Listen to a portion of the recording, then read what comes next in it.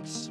My name is David Bacon, and I am pleased to be here today as host of our second-to-last Leadership Spotlight series at Denver Startup Week. It has been an amazing week, and it's hard to believe it's coming to an end. And I am pleased to be sitting next to my new friend, Nicole DeBoom of Skirt Sports. Hi, Nicole. Hi. Welcome. Thank you. Yeah, come on. Wow. Yeah. Yes. Yes. Okay, I didn't know that your company was better with bacon because that's your name. Yes. I just thought everything was better with bacon. Yeah, arguably, yes. Yeah. My last name is Bacon. So, yeah, I should be in that seat. You should be over here. No, we're going to talk about Skirt Sports. Good interviewer.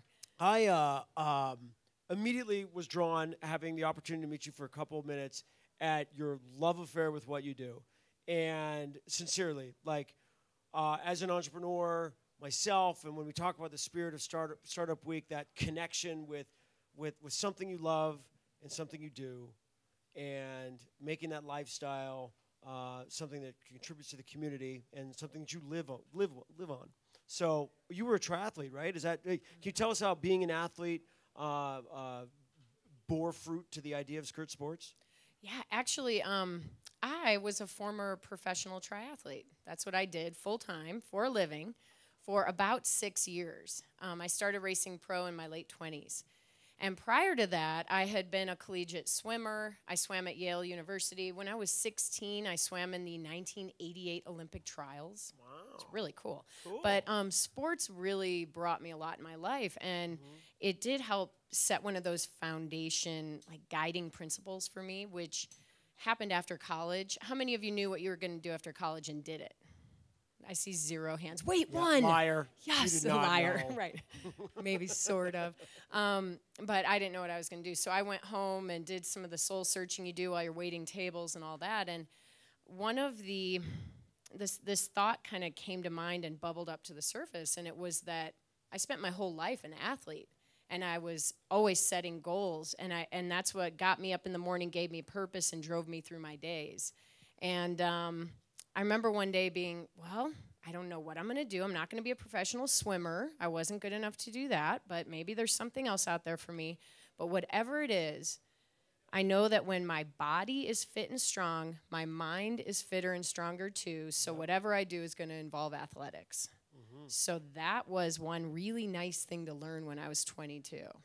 Wow. Yeah, so anyway, that led me to all kinds of things. I got into the sport of triathlon in 95 right after I graduated college, and I sat down on an airplane going to Cancun. I had qualified for the ITU World Championships. If you don't know our sport, it's kind of a big deal. No, it was a cool event to do. And for me at 23, I was going there to party and do a race. Yeah.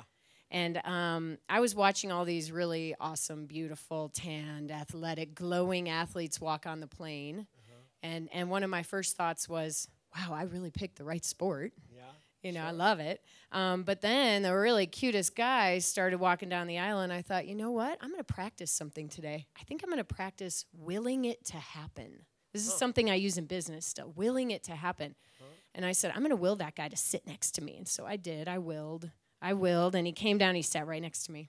You manifested that. I did, and I turned to him. I said, what's your name? And he said, Tim DeBoom. Did you notice my last name in the flyer? Wow. I met him on an airplane going to a race. How cool is that? That is great. So. Well, and for our audience, and I've done a number of interviews, I appreciate your sharing that story of willing it to happen, because whether or not you are in a consumer goods industry or retail like Nicole, that willing to happen spirit is something that we can all draw from. And it obviously was a defining moment for your marriage and certainly for your business too.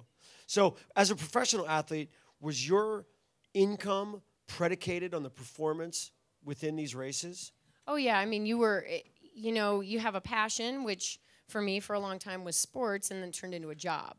Was it still a passion? Yeah, but it changed a bit because for a number of years, I was a total germaphobe. Think about it. If I got sick, I couldn't race. I couldn't make money. Yeah. So you limit yourself in certain ways, and then That's eventually, where I was going with it. Yeah, you wake up and you realize, oh my gosh, I haven't done a lot of fun things I used to do because I'm limiting myself, and it changes the way you look at your passion. Sure. Well, you're wearing Skirt Sports today, I am, right? Can you give us a yes. little demo? Woo! Yes. I actually have on 2 styles. I'll tell you about the founding of the company, but first a little fashion show. Yeah. This is one of our best-selling bottoms. It's called the Happy Girl skirt. We're the company that created the running skirt. So how many of you are runners or have run or have seen women running by and you're like, what is she wearing, a little skirt? That was us. We did it. Good or bad, whatever. Happy in my world. We're making the world a more beautiful place. But our claim to fame is what's built in underneath the skirt. So we build in little shorts that have a little pocket, fits your phone, fits gels, fits dog treats, whatever it is you want, and all kinds of other great things. The great thing about our brand is that we're women making wonderful products for women with thoughtful design and intention. And we know what you want because we live it every single day. Yeah, that's significant. And so one thing I'm intensely brand loyal, and this came up with a conversation with some furniture makers, FinArt, that were on the stage as well, talking about the quality and the intention that they had with every piece of furniture. And so I'm curious with you as well, that element of quality, from the threading to the design to the materials, how important is that to you in terms of creating an experience for those that wear your clothes? It's absolutely very important. We chose not to be a $20 Target level brand. We are a higher level premium brand, and it's not because we just want to make more money. We're using fabrics, we're using technologies, we're using trims and features that cost more because we know that that's going to help a woman's running life improve. So quality is super important. We don't want to. It's really interesting. Noelle is sitting here in the front row. Noelle does a lot of different jobs at Skirt Sports, but one of the things she's handled is customer care. And the last thing we want to do is create more work for her because people get their products and don't like them. I mean, we definitely stand by what we put out there. Yeah. Not knowing your space better, my first impression was, oh my gosh, you are in a competitive arena. Lululemon or Prana or so many other brands that, I mean, you look at even like a big brand like North Face or something that's gone beyond just, mountain retail down to, running and tennis or biking or whatnot. I mean, it's an incredibly competitive space, but you guys are super successful. Am I right that you guys have, tell us about your growth and your sales. Like, it blew me away. I feel like, let me put it this way, when you learn a vocabulary word that you've never heard of before, and then you start using it or you hear it from all these other people and it has this new meaning. I'd never heard of Skirt Sports until today. Now I feel like I'm going to hear about it all the time. And now it's you're our friend. You're in our family. Yeah, I'm serious. And you're a guy. We include everyone. Actually, I'll go back a little bit to when we launched. I was racing professionally, and I had kind of an aha moment. I call it an epiphany run. For me, all my great ideas came when I was working out. And many of you have ideas and had ideas, and you're that's why you're here today. I was running down Main Street in Lyons, Colorado, in the middle of winter in 2003. Wearing very uninspiring men's clothing. And I checked myself out in the storefront window. I ran by and I looked in the window and I thought, first of all, I look like a boy. Secondly, I'm uninspired. And third, I just want to feel pretty. And that word pretty kind of chugged along in my head, and I ran home and I wrote it down on a piece of paper I have in my office. Pretty, and it was these notes like, create a line of women's clothing that makes you feel good when you're out there running. That's what I wanted. There you go. I ended up focusing that whole concept on one thing that really epitomized being feminine when you're working out. And it was something that had never been done. And I'm getting to the point here, a running skirt. So it's not rocket science. For anyone entering the market today, it's just what's out there. But at the time, it was totally different. The only place you saw skirts were tennis and golf and lacrosse. But you did not see it in gym wear. You didn't see anybody in running. No one was doing it. No one had moved that idea forward, even if they'd had it. Yeah. So I took it. I had a prototype sewn by someone local.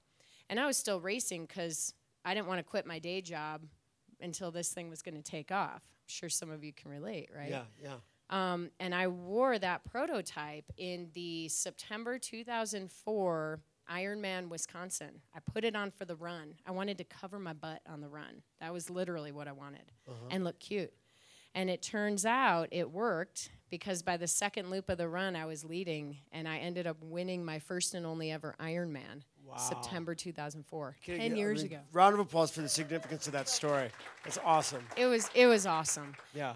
And, you know, it gave me the confidence. 3 days later, I incorporated Skirt Sports, and we just celebrated our 10-year anniversary last weekend with a virtual 10-on-10 run. Wow. So it's what I guess I'm getting to is that we were first, and we had to create a category, educate people that these aren't just for fun and just goofy people wear them. Like, serious athletes can wear them, and they perform really well, and how they make you feel makes a difference, right? Yeah, So when we were alone in the market, it was just, the battle was just educating people. It's when 2-3 years later, everybody figured out, whoa, there's an opportunity here, and this company has it all. That's when we started seeing the competition come in. Yeah. And that's going back to your original question here. Sure. How do you survive? survive? How you took us there, though. I mean, I kind of had to. Yeah, super inspired. Oh, my gosh. Well, I'll give you a couple numbers because everybody likes that. And sure. I'm not going to share all the financial details, but when we launched in 2005 was our first year, and we did $325,000 in sales, 2 styles of skirts. No one knew what they were. In fact, it was one of the most polarizing topics that have come up in the past 10 years of women's running. You had women who hated it and women who loved it. And now 10 years running skirts, they couldn't get their head around it. Why should I care how I look? I don't care if you don't care how you look. I just thought that it would help me. And I found that there were a lot of other people out there who felt like I did, fortunately. Yeah. Yeah, that's so yeah, that first year we really did a great job, but I had to learn business, right? Sure. So a lot of mistakes happened along the way, but we've been seeing steady growth, or very pretty solid sales years when the economy was up and down. I mean, our sales were reflected there. But by the end of this year, we'll have done almost $25 million since we launched. $25 million. It's pretty awesome. Sincerely. Like I said, I'd never even heard of you guys until today. It's it's been a really amazing path. And thank you for sharing some of that story too. I think it's such a testament to what you alluded to earlier, very poignantly, with respect to intention and manifesting things, because it takes incredible courage and self-awareness to be able to, in that moment when you were running through Lyons, Colorado, and you looked in that storefront window. Now that's embedded in my brain. Like, I'm such a sucker for the entrepreneurial story. You're gonna be checking yourself out. I'm gonna be checking myself out in the storefront window, maybe in Lyons. But that it takes incredible courage to go down and, as they say, write your idea on the napkin, and you did it. So what a lot of us don't hear from there is all the tireless work that you had to do to get that skirt out, to overcome the naysayers and whatnot. It's awesome. It's so cool. Yeah, you have to be super proud. I am super proud, and I have a great team, and it was never my intention to do it alone. I knew from the beginning that I would have people involved in my business in one way or another. Can't do it alone. No, we've got investors. We've done 2 rounds of friends and family. We're good right now. I don't want to have to do a round. My ideal would be that the next time we raise money, it's because I chose to, not because I had to. Right. So I think that's interesting. I have 12 employees, and they're wonderful, and it's definitely a family. Feels really good. So what's next for Skirt Sports? Dare I say, would you ever go into men's? Probably not. Probably not. Yeah. What's Skirt Sports? Well, there are some men that wear our products. Really? Hey, it's a challenge. Sure. No, seriously, we are actually getting more focused after 10 years. So instead of saying, let's expand and try to hit every sport that might use our product or every person, we just really we've said, let's get a little more razor focused and make sure that the women's running market is millions and millions and millions of women. Yeah. And we're just scratching the surface, really. Yeah. So we've got a lot more work to do there. Yeah. I remember, I think it was last year, Seth Godin in his keynote at Denver Startup Week, he had mentioned, whoever it was, but they came up with these teenage girl socks, and you buy 3 of them or something, and none of them match. And that idea, hitting that little demographic, they made millions of dollars on it. So I love that you're focused on that, as opposed to trying to be everything to everyone. You're trying to be really something for It's a very specific market, and one that you obviously know well. You're totally right, because how many entrepreneurs get the shiny object syndrome? Oh my gosh. Yes. I mean, I'm guilty of it. Yep. So that's why I need my team to help rein me in, for sure. Yeah. No, that's really neat. Let's pause for a few questions from the audience. I know we have one at least over here. Yes. You hold on, stand by. You're going to have a microphone handed to you. So I'm excited to hear that you are the first company that started running skirts. And just seeing the growth of running skirts in other brands. And now some of the top female ultra runners are wearing skirts, and you're seeing them wearing skirts when they cross the finish line after 100 miles. How do you differentiate yourself now from your competitors, and how do you overcome the obstacles that companies such as North Face and Patagonia are now wearing skirts, like short skirts? Well, that's a really good point, because I think the way to be relevant is to mean more to your customers than just the product you sell. And we actually, on a business side, we took a big risk last year and endeavored on a big consulting project, because I was even getting confused. See, a couple of years ago, I had a baby to add to it, so I've got a 2-year-old, and talk about messing with your brain, and the energy that you used to spend on business. Now you've got to divide in other places, but. I started to lose sight of who are we today. And that's why we did this project to go, okay, when we launched, to use like an industry word, we were disruptive. We created something new. It hadn't been done. And if you went to people's websites, you saw tops, bottoms, and bras. But now you see tops, bottoms, skirts, bras, dresses. It's like it is a true category. Yep. So now when we launched, we're disruptive. Now we're not. And it doesn't mean as much to go out and buy a skirt. Before, it meant something just as symbolically to wear that product. So what we're trying to work on today is we looked at who are we in today's landscape with all these, they call it the Lulu effect. This is a big concept people talk about all the time. Lulu, Athleta, Lucy, Title IX, all these big brands came out. They sell direct to consumer. And they've got retail locations, and they're beasts. They're all well over 100 million, and they basically own the market. They're changing the way women shop, even at specialty retail. So we said, we can't really compete against them. What we can do is work on us, focus on who we are and how we fit. And we decided that we are the brand that we're comprised of real women, and we speak to real women in real ways about how it really is today in their busy, crazy lives. We're not trying to set an unrealistic standard of perfection like some of the other companies, and you can just see it through their photography. Could never do that yoga pose. Why are they even showing me, right? So, exactly. Yeah. So, to your point, there's not a lot we can do about what other brands are going to do. This is just like when I was racing. I couldn't control what kind of a day my competitor was going to have. Yeah. All I could control was my own performance. Yeah. So that's what we're working on. We're working on being a brand of women, a support, a resource. We focus on events. We own events. We really focus on letting women tell their personal stories through us. So it's a community approach. Yeah. I love that you brought that up. It speaks to identity and the identity of our company. I own a staffing company, which has nothing to do with women's running skirts, but everything you said I identified so closely with because, as our companies grow, sometimes we question our identity or what are other people doing, and ultimately it's about, at your core, what matters and what your constitution of your company is all about and what women want. And being realistic about that. I love that. So that's really cool. My wife plays tennis. Would she be psyched wearing your clothes? She would love our clothing. Good. Okay. Oh, so tennis, actually, running. We started with running, triathlon, and cycling, and we're actually narrowing down to really just running. But if people want to wear the products for other things, we're not going to tell them they can't. Sure. Because it works. Yeah. But we don't want to make the message too broad. Right. But on that note, we actually brought a $20 gift for everybody. For our 10-year anniversary, we gave every single customer in our database, we emailed them $20, use it, have fun, play. Yes. There it is. I was lucky Noelle to get the has first them. $20 Exactly. coupon. You're going to be using it. And my wife is going to be the beneficiary I know, of I a love new it. running I love it. skirt.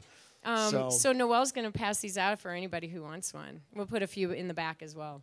Well, I want to congratulate you on all your success, your genuine entrepreneurship. It's just it's been such a natural opportunity for us to meet and explore each other's backgrounds. And you've been an inspiration to me already just today, and I know the rest of the audience. And what's good for you is certainly good for Colorado, because it seems like Skirt Sports is just an awesome, awesome company. So you must have some very proud employees. We do, right, Noelle? Yeah. Yeah. She kind of had to say that. Yeah. Well, thank you so much. Yeah. Ladies and gentlemen. Thank you, everyone.